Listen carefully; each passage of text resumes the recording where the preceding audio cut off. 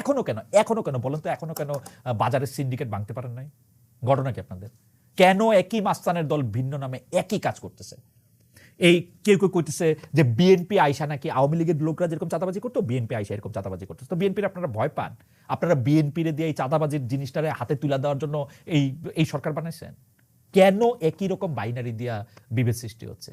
1971 অথবা 2024 না, 1971 এবং 2024 এবং আরো বহু কথা। বাপরে বাপ, হয়রান হয়ে গেলাম। আমরা কি মানুষ না ফুটবল? আল্লাহ মালুম। ও ফুটবল যে কইলাম, একটু মনে হয় টিকা বা টিপ্পনি দেওয়া দরকার। ফুটবল মানে আমাগো মেয়েরা যেটা খেলে ওইটা, পোলারা কিন্তু এই খেলা পারে না। কে যে কই থেকে, ফুটবলের কথা করছিলাম, কে যে কই থেকে কোন পোস্টের দিকে তাক কইরা বল শটাইতেছে, আমারে মনে করাইতেছে রাজা মিয়ার কথা। মনে আছে আপনাদের রাজা মিয়ার কথা?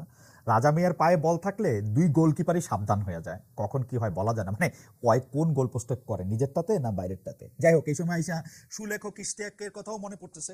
ওই কইছিলেন, আসেন আমরা সবাই সবাইরে ধরায় দিই।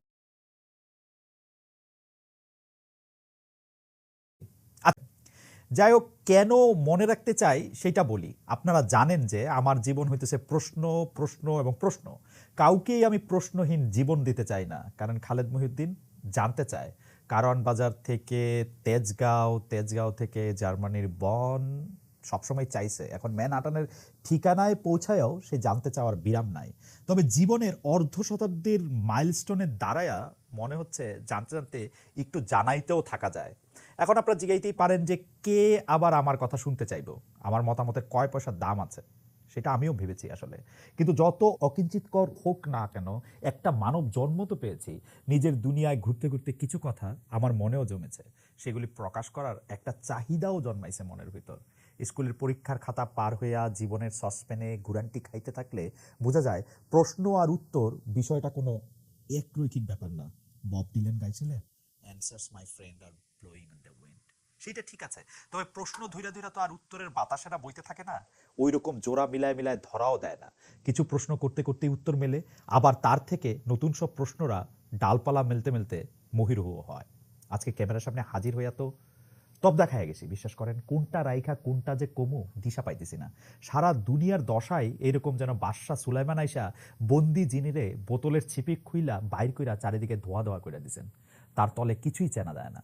কে যে কোথায় কারে বোম মাইরা উড়াই দিতেছে, ইসরায়েল, ফিলিস্তিন, ইরান, লেবানন, কোথায় কোন মাস্টার মাইন্ড ঘাপটি দিয়ে আছে অন্ধকারে, কিছুই দেখা যায় না। এক তো দেখেন বর্তমানে আমি যেখানে আছি সেই আমার বসতভূমির অবস্থা। এই এত বড় দেশ, এত মানুষ, তারা স্বর্গ মর্ত পাতাল খুঁজা দুই পার্টির দুই নেতা পাইছিল, একজন ঘাটের মরা, আরেকজন দাগি আসামি। তো ঘাটের মরারে সাইডে রাইখা কমলা ম্যাডাম শেষ মুহূর্তে দলের হাল ধরলো, যার নামই হইল হারিস। সে জিতবে কেমনে? 34টা ফেলানি কেস প্রমাণিত হওয়ার পরও ট্রাম্প কাকু আবার ট্রাম্পেট বাজাতে বাজাতে মঞ্চে উপস্থিত হইলেন। আপার এতিম লীগের ঘরে ঘরে অবশ্য সেই জন্য ঈদের আনন্দ হয়েছে, লাড্ডু বিলাইতেছেন উনারা। এতদিন ধরে গর্তের ভিতরে থাইকা আপা সমানে দোয়া 19% বইলেই না এমন বিজয়ের দেখা পাইলাম। জাতির পিতা নাই তো কি হয়েছে, কেউ কেউ কইতেছেন এবার ট্রাম্পে দিয়া জাতির কাকার খেল দেখানো হইব। বিষয় হইল 800 বছর পর রাজা লক্ষণ সেনের পদাঙ্ক অনুসরণ করে আপা পালাইলেন খিড়কি দরজা দিয়া। সে সময় আর কিছুই তার মনে ছিল না। তার অনুগত মাফিয়া বাহিনী, যারা গত 15 বছর ধরে তার হুকুমে মানুষ ধরছে, কুচুকাটা করছে, সবগুলি ইনস্টিটিউশন ধ্বংস করছে। পলানোর সময় সেই মানুষগুলির কথাও মনে পড়লো না এতিম লীগ জননী শেখ হাসিনার। অথচ এই না হইলে জননেত্রী, সে পলায়ন পর মুহূর্তেও অবশ্য বুদ্ধি করে নিজের টেলিফোনটা নিতে ভুলেন নাই। মজার ব্যাপার হলো এই টেলিফোন দিয়ে তিনি নানা রকম জায়গা থেকে মানুষের সঙ্গে কথা কন। মানে এইটা সাথে রাখছিলেন বলেই মাটির তলা থেকে ছত্রকান হইয়া যাওয়া ছোট ভাইদের উদ্দেশ্যে কিছু বাণী চিরন্তনী ছড়াতে পারেন। কিন্তু ঘটনা হইল যে এরা কারা, মানে ওবায়দুল কাদের সাহেবের মতো বলতো এরা কারা, এরা কোথা থেকে এলো? এই আওয়ামী লীগের নেতারা আসলে কারা, যারা আওয়ামী লীগের সর্বোচ্চ নেত্রী শেখ হাসিনার দেখা পায়? এরা আসলে কারা? এই এই এই এই এই কথাগুলি শুনলে আমার কাছে মনে হয় এইদার এগুলি বানানো, অথবা এই ফোন আলাপ যে লিক হইতেছে, যেটা তার লগে কথা করছেন তারাই করতেছেন, আওয়ামী লীগের লোকজনও করতেছে, যে আপার দেখা যারা পান তারা যে এই ফোনের কথাগুলি লিক করেন, এটাকে ঠিক করে নাকি। যাই হোক, এইসব কথার মধ্যে দিয়ে আমাদের কাছে ভেসে আসে বিভিন্ন রকম বাণী, যেমন আমি আর্মিকে বলে দিব ওটা এখানে এটা ঠিক হয়ে যাবে। এইবার যেটা আর্মিকে উনি বলে দিবেন এবং এটা ঠিক হয়ে যাবে। উনি আবার এরকমও বলেন যে তোমরা গিয়ে ট্রাম্পের ছবি সামনে রেখে এরকম মিছিল করবা, তারপরে যদি ওরা কোনো কিছু বলে তাহলে আমি এটা আগের থেকে ছবি তোলার ব্যবস্থা করে রাখবা, তারপরে আমি এটা ট্রাম্পের কাছে পাঠাই দেবো, এটার ব্যবস্থা আমার আছে। মাই গড, 2 দিন আগে বাইডেন সাহেবের সাথে একটা, 2 দিন না মানে বছরখানেক হয়েছে মনে হয়, বাইডেন সাহেবের সাথে একটা পরিবার সহ ছবি তুললা, তারপরে সেইটা দিয়েও বেশ মানে ব্যাপক মানে যেটা ফ্লেক্স বলে ওইটা আমাদের প্রধানমন্ত্রীরা আমরা লইতে দেখছি। এখন আবার ট্রাম্প কাকু আইসা গেছে, আর ভয় নাই। আপা এখন হেমিলনের বাঁশিওয়ালার রূপে আবির্ভূত হয়ে তার গর্তের ইন্দুরবাইদের কানে অথবা বোনদের কানে ট্রাম্পেট বাজাবেন, আহা আলো আসবে। আমরা আসলে জাত হিসাবে ফ্যান্টাস্টিক, মানে কেউ কেউ কিউট, কেউ কেউ কিউটই ভালো, কিউট আছে, কিউট আছে। কয়েকদিন ধরে ধুন্দুমার চললো কি শেখ হাসিনা পদত্যাগপত্র নিয়ে। আমার এটা ভাবতেই মজা লাগে যে কারো কারো মনে হইতেছে শেখ হাসিনা পদত্যাগ না করেই দেশ থেকে চলে যেতে পারেন এবং এই কথা কইতে পারেন যে আমি এখনো বাংলাদেশের প্রধানমন্ত্রী। সে পালানোর পর তার যে ছেলেরা কেউ হারিকেন দিয়ে খুঁজে পাইতো না, সে একসাথে 5টা 6টা মিডিয়াতে কথা কইছে, ভাই আমার মা পদত্যাগ করছে, এখন আওয়ামী লীগের কি হবে সেগুলো আমাদের দেখার দরকার নাই, আওয়ামী লীগ তাদের মতন থাকবে, আমরা আমাদের মতো থাকবো, আমরা আমাদের মাকে নিয়ে আসতেছি, বাংলাদেশের লোকজনের কি হবে সেটা নিয়ে আমার মাথা ব্যথা নাই। সেটা নিয়ে অনেক কথা, অনেক মানে কথা তো কথাই, আরো অনেক কিছু মানে যেটা আসলে মানে ভদ্র সমাজে একটু উপস্থাপন করা, বা আমার ধারণা রাত 9টা বাজে, যাদের একটু কম বয়স তারাও শুনবে, সেই জন্য আর এটা কইলাম না। সেই সব কথারে সে আবার নিজেই কারেক্ট করছে। তার ছেলে আবার বলল যে আমার মাকে নিয়ে আমাদের আর এখন কোনো রাজনীতি করার চিন্তা নাই, আমার মা এখন আর রাজনীতির সাথে থাকবেন না। এগুলি কথা যখন কেউ বলল, যখন এই কথা এবং ভাষায় সরাসরিভাবে বলার অযোগ্য কিছু শব্দাবলী যখন থাকতে থাকলো, তখন উনি আবার নিজেরা কারেক্ট করে বললেন যে না, আওয়ামী লীগের দায়িত্ব তো তাদেরই নিতে হবে, কি করবে। সেই কথার সূত্র ধরে কেউ কেউ এটা বলতে শুরু করলো শেখ হাসিনা কি আবার ফিরে আসবে। আমি অবশ্য জানতেও, মানে আমি কেমনে জানবো ভাবতে ভাবতে আমার মনে হলো জানতেও পারি, কারণ কেউ কেউ বলেন আওয়ামী লীগের লগে নাকি আমার একটা মনের সম্পর্ক আছে। তা আওয়ামী লীগ বা শেখ হাসিনার লগে আমার একটা সম্পর্ক থাকলেও থাকতে পারে, মানে একটা এটলিস্ট একটা সাইকোলজিক্যাল সম্পর্ক। মানে আমি প্রায়ই দেখছি আমি লজিক্যাল আর দলটি আর তার নেত্রী হলো সাইকো কিন্তু। আচ্ছা যাই হোক, যা কইতেছিলাম, 15 বছর ধরে ট্রমাটাইজড মানুষের মনে বোধহয় শেখ হাসিনা ফিরে আসতেছে এই ভয় ছড়ানো সহজ, কিন্তু আমার কিন্তু মনে হয় শেখ হাসিনার দশা এখন নিউমোনিয়ার, ইংরেজি বানানটা আছে না নিউমোনিয়া, ওইটার পিয়ের মতন, মানে থাইকাও নাই আর কি। আমি আপনাদের একদম দায়িত্ব নিয়ে কইতে পারি, শেখ হাসিনার যদি ক্ষমতায় টিকা থাকার মতো মানে 0.5% সম্ভাবনা থাকতো, সে যাইতো না, কিন্তু গিয়া ফিরে আসা এটা অলমোস্ট ইম্পসিবল। আসল কথা হইলো মানুষের মধ্যে এমন নানা ধরনের সন্দেহ আসলে আসে, শেখ হাসিনা কি গেছে, সে কি ফিরে আসবে। এটার একটা বড় কারণ হইলো ডক্টর ইউনূসের সরকারের দুর্বলতা। হ্যাঁ, ডক্টর মোহাম্মদ ইউনূস, নোবেল বিজয়ী ডক্টর মোহাম্মদ ইউনূসের সরকারের দুর্বলতা, যেখানে কথা কওয়া দরকার সেইখানে চুপ থাকা, দায়িত্ব পালনের ব্যাপারেও নানা রকম। আচ্ছা, এই বিষয়ে আসতেছি একটু পরে। এখন দেখেন, ট্রাম্প কাকুর জায়গায় যদি চেয়ার টেবিল বিলাই যে কাউরে রাখতেন, সেও জিতত, কারণ সামনে কে আছে সেইটা বিষয় না, এগোর পিছে থেকে কারা দেশ আর দুনিয়া চালায় সেইটা দেখার বিষয়। এগোরে মাথার উপর বৈশা থাকে নেতানিয়াহু, যে কিনা জেনোসাইড চালাতেছে ফিলিস্তিনের উপর। অক্টোবরের 7 তারিখে আল জাজিরা রিপোর্ট বলতেছে গত 1 বছরে অন্তত 41,870 জন ফিলিস্তিনির খুন করা হয়েছে, তার মধ্যে 16,756 জন শিশু।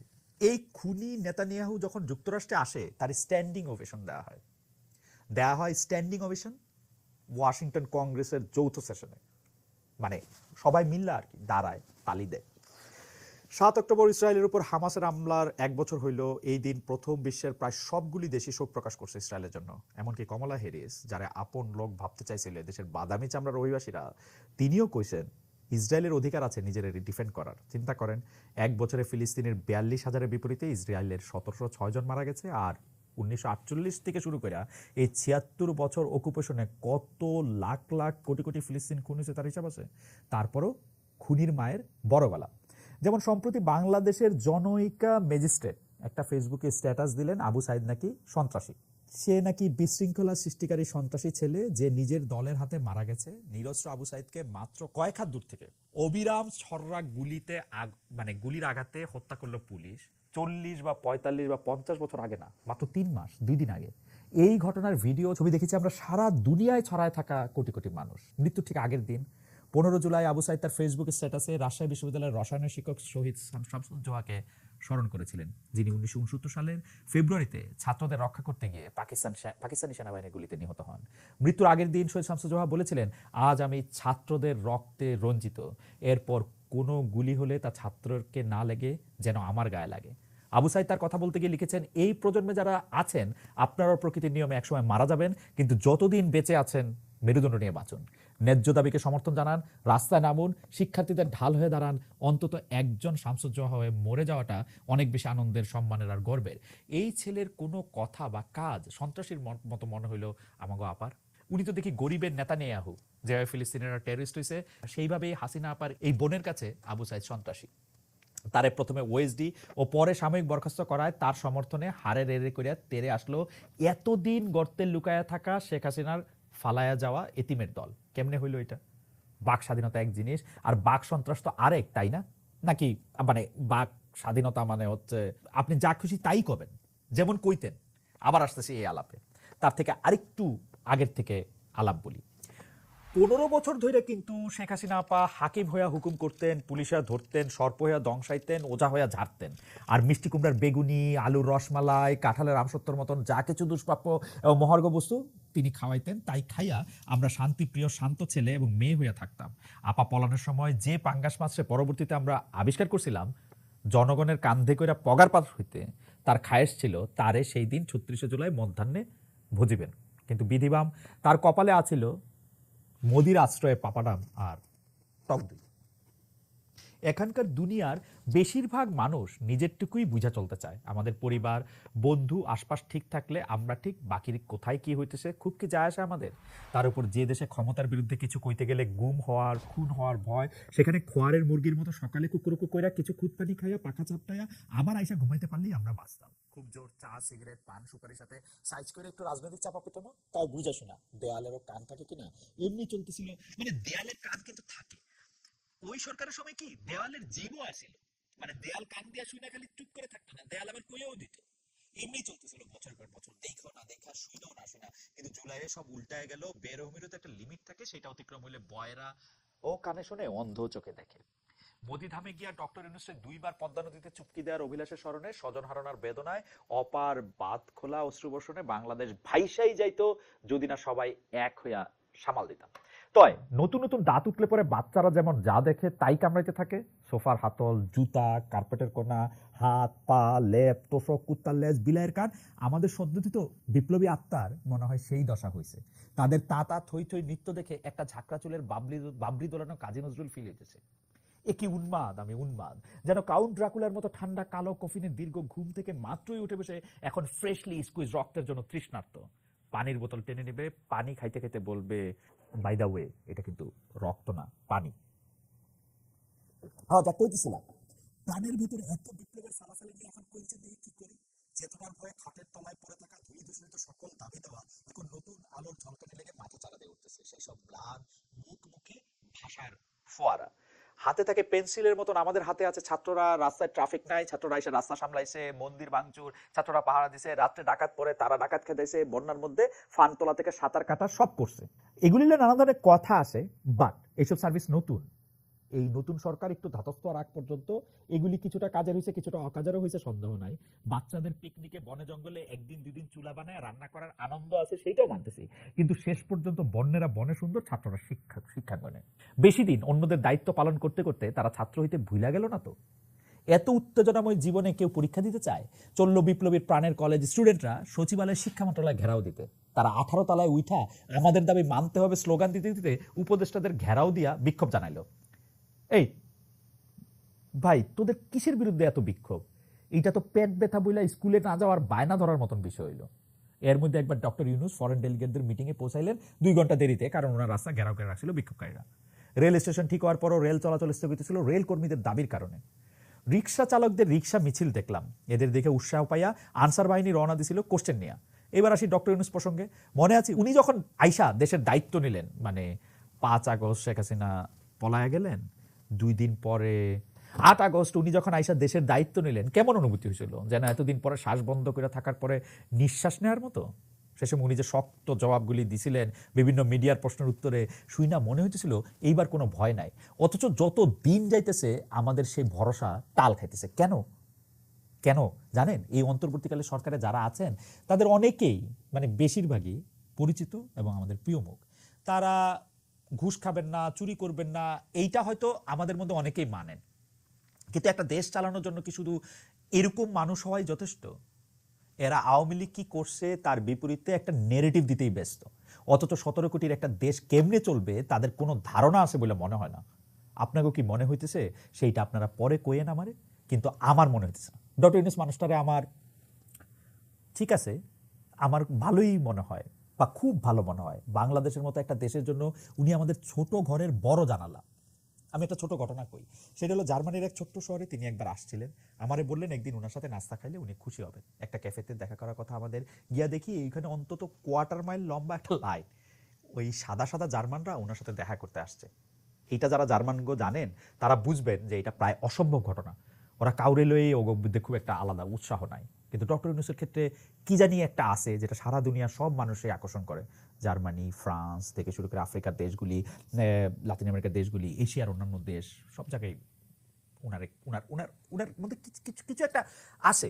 কিন্তু উনি এই যে একজন মহান মানুষ যারে নিয়ে মানুষ উজ্জীবিত হয়, এইটা কি সরকার প্রধান হইয়া উনি প্রয়োগ করতে পারতেছেন মানে মানুষ উজ্জীবিত করার ক্ষেত্রে? একটা উদাহরণ দেই, উনার উপদেষ্টা পরিষদের একজন সদস্য ছিলেন ব্রিগেডিয়ার জেনারেল, অবসরপ্রাপ্ত, উনি আবার এখন পিএইচডি ডক্টর সাখাওয়াত হোসেন। উনি মিছিলের মধ্যে কোন গুলি চলছে এটা লয়ে একটা কথা কইছেন। এটা কোয়ার পর সোশ্যাল মিডিয়ায় অনেক হাউকাও হয়েছে, মানে সোশ্যাল মিডিয়ায় হাউকাও হয়েছে দেখেই মনে কথা শোনা গেছে। এবং সোশ্যাল মিডিয়া হাউকাও এখন সবকিছু লয়ে হয়, কোনোটা অনেক বড় হয়, কোনোটা ছোট হয়, এটা লয়ে বড় হাউকাই হয়েছে। তারপর তার চাকরি চলে গেছে, কিন্তু মানে পুরোপুরি যায় না। আবার ওই যে ওনারে বদলি করে দিছে। আমরা ওনারে জিজ্ঞাসিলাম যে ভাই আপনার কি মন খারাপ হয়েছে, স্যার আপনার কি মন খারাপ হয়েছে, চাচু আপনার কি মন খারাপ হয়েছে? না আমার মন খারাপ হয় না, মানে আমি যে দায়িত্ব পাই সেই দায়িত্ব পালন করবো, এরকম একটা ব্যাপার স্যাপার আর কি। ভাই যে ডিসিশন নেবেন একটু কনফিডেন্সের সাথে নেন। চাকরি যদি মনে করেন যাওয়া দরকার তাহলে বাদ দিয়ে দেন, এক পোর্টফোলিও থেকে সরাই আরেকটা দিলেন, এটা কেমন সিদ্ধান্ত? ওই যে একটা কথা বারবার কয়, you can not be half way pregnant, come on, you are either pregnant or not. কিন্তু ডক্টর ইউনূসের সরকারে আমার সারাক্ষণই হাফ ওয়ে প্রেগনেন্ট মনে হয়। এরকম আরো দেখলাম সামিনা লুৎফা, মানে ম্যাডাম আমাদের সামিনা লুৎফার ক্ষেত্রে তারে একবার পাঠ্যপুস্তক সংশোধন কমিটিতে নিয়োগ দিলেন, পরে তার ইসলাম বিদ্বেষী ট্যাগ দেওয়ার কারণে, তারে শুধু না অধ্যাপক কামরুল হাসান মামুনরাও ইসলাম বিদ্বেষী ট্যাগ দেওয়ার কারণে সেখান থেকে সরাইও দিলেন। জুলাই অভ্যুত্থানের মধ্যে তার বহু আগে থেকে এই মানুষটা মানে সামিনা লুৎফা মানুষটা সবসময় ছাত্রদের পাশে ছিলেন। যখন লোকে কথা কইতে ভয় পাইতো তখন কথা বলছেন, তার জবাবে এই ব্যবহার কি তার প্রাপ্য? আপনারাও জানেন সেইটা। অথচ বিভিন্ন দলের মতের ইনফ্লুয়েন্সের চাপে পড়া পেন্ডুলামের মতো দিতেছেন, আওয়াজও হইতেছে একটু টিক টিক নানারকম। আরেকটা জিনিস দেখেন, 43তম বিসিএস এর যোগদান নিয়ে কি নাটকটা হইতেছে আপনি ভাবেন। খালি ভাই আপনারাই তো কয়দিন আগে চাকরির জন্য রাস্তায় নামছেন, তখন তো জানতেন না সরকার ফালা দিবেন, জানতেন না তো, চাকরিটা তো ছিল সামনে। এই 43তম বিসিএস এর সার্কুলার হয়েছে 2020 সালে, মানে এর পরীক্ষার্থীদের প্রিপারেশন কিন্তু শুরু হয়েছে সেই তখন থেকে। তা এর পিছনে তাদের ব্যাপক ইনভেস্টমেন্ট আছে, শ্রম আছে, সময় আছে। তারা তো একটা স্বপ্ন নিয়ে আসে এখানে, তাই না? অনেকে আছেন যারা নিম্ন মধ্যবিত্ত পরিবারের ছেলে মেয়ে আমার মতো, যাদের চাকরির উপরে তাদের পুরো পরিবারের টিকা থাকা নির্ভর করে। তারা নমিনেশন পাইছে 2023-এর ডিসেম্বরে, এর মধ্যে অনেকে চাকরি শুরুও করে দিছে। তো যেহেতু শেখ হাসিনা সরকার এই নমিনেশন দিছিল, অন্তর্বর্তীকালীন সরকার এসে আবার তদন্ত করলো এবং অক্টোবরে ফাইনাল করলো যে যাদের নমিনেশন বহাল আছে তারা নভেম্বরে কাজ যোগ দিতে পারবে। এখন আবার সেটা পিছাইছে, আবার তদন্ত হবে। এটা কিসের জন্য? আপনাদের বাইরের থেকে যে কেউ চাপ দেবে আর আপনারা সেইখানে আত্মসমর্পণ করবেন কেন? আপনাদের উপর ভরসা করে এই দায়িত্ব দেওয়া হয়েছে রে ভাই, আপনাদেরকে এইরকম পপুলিস্ট আচরণ কইরা কি হইতেছে বলবেন আমারে? আপনারা কখন কারে নিয়োগ দিতেছেন, কারে ছাড়াইতেছেন, কিছুই কাউরে বলতেছেন না। আপনাদের উপদেষ্টা ফেসবুকে স্ট্যাটাস দেয় বাংলা একাডেমি আর জাতীয় গ্রন্থকেন্দ্রের নিয়োগ পছন্দ হয়েছে, শিল্পকলাটাও হবে। বাইরে বিষয় তো পছন্দ নিয়ে না, আপনাদের সিদ্ধান্তের স্বচ্ছতা নিয়ে, কোন পথে চলে কি ভাবনা নিয়ে এটার একটা সিদ্ধান্ত নিতেছেন সেটা তো জানাইবেন আমাদের। শোনেন ভাই, এই যে আপনারা ভাই অল্প দুই একজন আপাও আছেন, এই যে আপনারা দিন রাত এক করে কাজ করতেছেন, অনেকেই বলতেছেন আপনাদের ব্যক্তিগত জীবন বলতে কিছু বাকি নাই, আমিও বিশ্বাস করি সেটা। কিন্তু আপনারা যা কিছুই করতেছেন তা জনগণের বোধগম্য হইতে হবে। যে কথা কইতেছেন সেটা বোধগম্য ভাষা বলতে হবে। এই যে সংবিধান সংস্কারের কথা কইতেছেন, বিলিভ মি 80% মানুষ এগুলার রেলিভেন্স বোঝে না, কি করতে চাইতেছেন এটা বোঝে না। তারা বোঝে বাজারের ডিমের দাম কত, সবজির দাম কত, তারা একবেলা খাইতে পারবে কিনা। এই আন্দোলনে এত শ্রমিক, এত গরিব লোকের অংশ ছিল, কত মানুষ তাদের জন্য জীবন দিয়েছেন, তাদের রক্ত মিশে আছে এর মধ্যে। আপনাদের সংবিধান সংস্কার তাদের ভাষায় অনুবাদ করে বুঝাইতে হবে। কথা বলা লাগবে আপনাদের। যত চুপ থাকবেন, যত ওই যে তৎসম ভাষায়, ওই আইনের ভাষায় উকিলি প্যাচ মেরা মেরা কথা কবেন, ততদিন জনবিচ্ছিন্ন থাকবেন। এখনো কেন বলেন তো, এখনো কেন বাজারের সিন্ডিকেট ভাঙতে পারেন নাই? ঘটনা কি আপনাদের? কেন একই মাস্তানের দল ভিন্ন নামে একই কাজ করতেছে? এই কেউ কইতেছে যে বিএনপি আইসা নাকি আওয়ামী লীগের লোকরা যেরকম চাঁদাবাজি করতো, বিএনপি আইসা এরকম চাঁদাবাজি করতেছে। তো বিএনপির আপনারা ভয় পান? আপনারা বিএনপির দিয়ে এই চাঁদাবাজির জিনিসটারে হাতে তুলে দেওয়ার জন্য এই সরকার বানাইছেন? কেন একই রকম বাইনারি দিয়া বিভেদ সৃষ্টি হচ্ছে? 1971 অথবা 2024 না, 1971 এবং 2024 এবং আরো বহু কথা বলার আছে আমার। আশা করি আগামী দিনগুলিতে বলতে পারবো। আপাতত কবি হাসান রবায়াতের যে লাইনটা আন্দোলনের সময় বিভিন্ন দেয়ালে দেয়ালে ফেসিস্ট হাসিনার বিরুদ্ধে লেখা হয়েছে, ডক্টর ইউনূসের সরকারকে সেটা স্মরণ করাই দিই। আমরা কথা বলি কেননা নীরবতা ফেসিস্টের ভাষা। আচ্ছা, যাওয়ার আগে একটা বিষয়, এটা হলো আমার একটা মারাত্মক কৌতূহল আছে, একটা হিসাব নিকাশ আমার কিছুতেই মিলতেছে না। এই যে বিএনপির জনাব তারেক রহমান সাহেব, উনি দেশে ফেরেন না কেন বলতে পারেন? দেশে আসলে তার জেল হয়ে যাব, জামিন হবে না। উনার নিজের লোকই তো এখন অ্যাটর্নি জেনারেল, মানে রাষ্ট্রের সর্বোচ্চ আইন প্রয়োগকারী কর্মকর্তা। বিচার বিভাগেও তো শুনছি ঢেলে সাজানো হয়েছে, যাদেরকে বিচারক পদে নিয়োগ দেওয়া হয়েছে গুরুত্বপূর্ণ জায়গায় ট্রায়াল কোর্টে, তারা শুনছি এই পক্ষেরই লোক।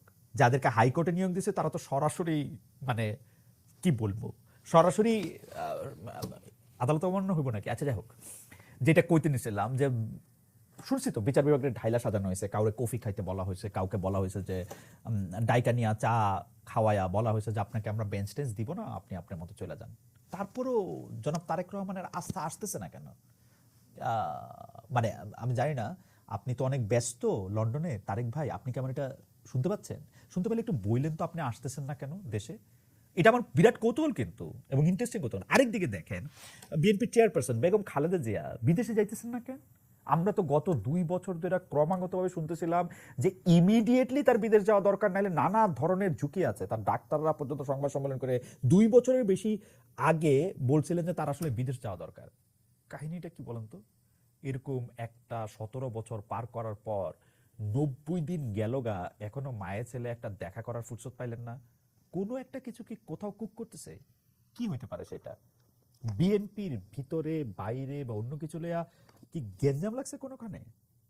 কোথাও কি বাজছে কোনো দামামা, কোনো সোহরাব রুস্তম বাংলাদেশি ভার্সন? অনেক রকম প্রশ্ন এগুলি নিয়ে থাকবে, আছে। এই প্রশ্নগুলির উত্তর সহ আরো নানা ধরনের প্রশ্ন উত্তর আমি খুঁজতে চেষ্টা করব।